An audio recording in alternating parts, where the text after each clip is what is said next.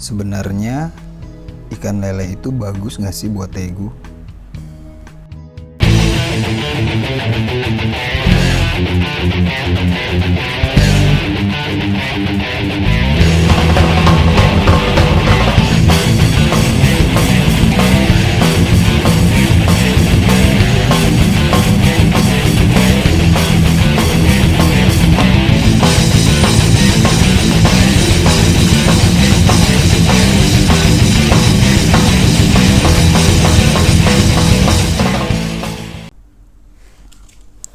Hey guys, balik lagi di Limbs Reptil.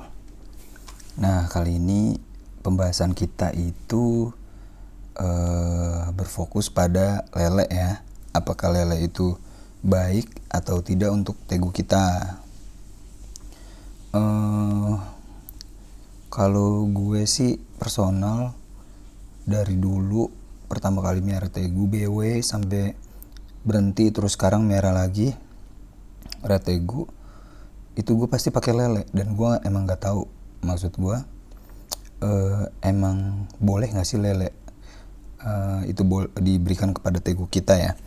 Gue nggak begitu mempelajari tentang itu karena gue pikir manusia aja boleh makan lele, kenapa Tegu enggak gitu. Nah, kemarin itu di grup Tegu Lovers Indonesia, buat kalian yang belum masuk ke grup Tegu Lovers Indonesia, kalian bisa minta izin buat dimasukin ke grup melalui Facebook Tegu Lovers Indonesia di Facebook Group. Nah, di situ nanti ada satu post, kalian bisa masukin nomor handphone kalian buat dimasukin grup WA. Nah, di situ kemarin Om Tito nge-share tentang lele ya. Kalau lele itu sebenarnya tidak bagus diberikan kepada Tegu.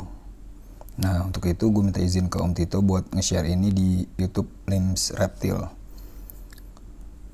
Sebelumnya gue mau nge-share tentang manfaat Tegu tapi untuk manusia dulu ya. Nah, ini gue ambil dari sehatq.com mungkin ya. Nah, jadi si lele itu sebagai makanan rendah kalori, ikan lele mengandung nutrisi tinggi yang terdiri dari bermacam-macam vitamin serta mineral. Ini untuk manusia dulu ya, karena nanti ada perbandingannya gitu. Nah, menurut USDA Food and Nutrient Database, 143 gram ikan lele itu terkandung nutrisi-nutrisi sebagai berikut. 1. Kalori 150 kakal. 2. Lemak 4 gram. 3. Lemak jenuh 1 gram. 4. Lemak tak jenuh tunggal 1,57 gram. 5. Lemak tak jenuh ganda 0,9 gram. 6. Asam lemak omega 3 600 mg. 7. Asam lemak omega 6 330 mg. 8. Protein 26,4 gram. Nah, itu ya banyak sekali manfaatnya sebenarnya. Ikan lele juga memiliki kandungan vitamin seperti vitamin D, B12, B1, dan kolin yang tinggi, vitamin B5, B6, B2, B9, dan sedikit vitamin A, E, C, serta K. Nah, itu nanti juga di dalamnya terkandung fosfor, selenium, potasium. Juga mengandung magnesium, zinc, zat besi, kalsium, dan mangan dalam jumlah yang tidak terlalu tinggi. Nah, manfaat lele bagi kesehatan ya. Sebenarnya banyak tuh manfaat lele buat kesehatan kita. Seperti 1. Sumber asam lemak omega 3. Ikan lele mengandung eicosapentaenoic acid atau EPA dan docosahexaenoyl acid atau DHA yang baik untuk kesehatan otak, jantung, mata, dan sistem imun tubuh. Kedua, sumber vitamin B12. Vitamin B12 berperan penting dalam produksi DNA tubuh, pembentukan dan kerja sel darah merah, serta menjaga fungsi syaraf. Ketiga, sumber vitamin D. Sumber vitamin D utama diperoleh dari paparan sinar matahari pagi. Vitamin D gunanya sangat penting bagi kesehatan tulang karena membantu untuk menyerap kalsium, mengontrol pertumbuhan sel di seluruh tubuh, dan menjaga fungsi sistem imun tubuh. 4. Sumber protein tinggi. Protein gunanya untuk membangun dan memelihara otot, termasuk sumber protein tinggi. Kelima, termasuk ikan yang rendah kandungan merkuri karena bukan ikan laut. Nah, itu dia manfaatnya lele buat manusia, guys. Ternyata banyak kan. Ini videonya tentang gua ngasih makan lele ya. Kemarin rangkuman-rangkuman yang banyak belum gua upload, biar nyambung aja. Nah, sekarang buat Tegu nih. Nah, ini yang di-share Om Tito dan juga gue coba browsing lagi, gue pelajarin lagi. Jadi di sini gue juga nggak tahu, tapi kita sama-sama belajar ya. Bentar, minum dulu. Nah, ini linknya itu ada di yourtegu.com. Nah, untuk Tegu, masalahnya di lele itu, ini dari yourtegu.com ya, bukan dari gue ya. Jadi gue cuma ngambil dari situ. Biasanya itu tentang tiaminase. Nah, di lele itu mengandung tiaminase dan itu katanya buruk buat Tegu. Apa itu tiaminase? Jadi tiaminase itu chemicals ending atau akhir dari bahan kimia. Jadi bahan kimia yang ada di tubuh kita itu bisa dihancurin dengan tiaminase.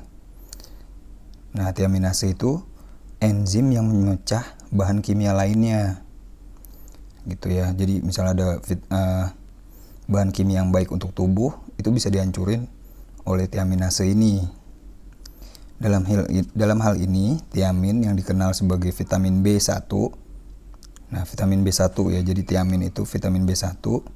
Tiamin tidak hanya membentuk konversi karbohidrat menjadi molekul glukosa dasar yang diperlukan untuk energi, tetapi juga penting untuk massa otot, pencernaan, dan sistem saraf. Tiamin tidak disimpan dalam tubuh untuk waktu yang lama dan dapat habis dalam 14 hari. Pada manusia, definisi tiamin dikenal sebagai beri-beri. Nah, kalau manusia tuh beri-beri ya, penyakit beri-beri kali ya. Beri-beri apa gue juga nggak tahu. Nah, ini jadi tiamin itu misalnya di tubuh Tegu gitu bisa dihancurin ya oleh tiaminase. Gue juga ngerti deh, lu pikirin sendiri deh. Nah, ini pada reptil. Definisi tiamin terlihat sebagai tremor. Sorry guys. Definisi tiamin terlihat sebagai tremor, gerakan tidak terkoordinasi, tortikolis atau leher mengarah ke satu sisi atau ditarik ke belakang, kejang, dan kebutaan. Gitu. Nah, tiamin itu tadi ya, tremor tuh kayak gerak getar-getar gitu ya, kakinya tuh MBD gitu ya. Terus gerakannya tidak terkoordinasi. Itu kayak ini kali ya. Kayak kalau perumpamaannya rat yang kawin dengan keturunannya tuh kayak palanya kan gitu-gitu tuh, atau ball python spider kayak gitu kali ya, kan nggak ini tuh, boa juga ada yang kayak gitu tuh. Nah, jika tremor diketahui dari awal, pengobatannya dengan vitamin B1 dapat mengembalikan gerak gejalanya. Untuk makanan, coba cari makanan yang tidak mengandung tiaminase. Nah, biar reptil kita nggak tremor, kita harus mencari makanan yang tidak mengandung tiaminase. Tentang ikan nih. Beberapa ikan mengandung enzim tiaminase yang menghancurkan persediaan vitamin B reptil, disebut tiamin. Jadi vitamin B reptil itu disebut tiamin. Dan ikan yang mengandung enzim tiaminase itu bisa menghancurkan vitamin B. Nah, gitu ya guys.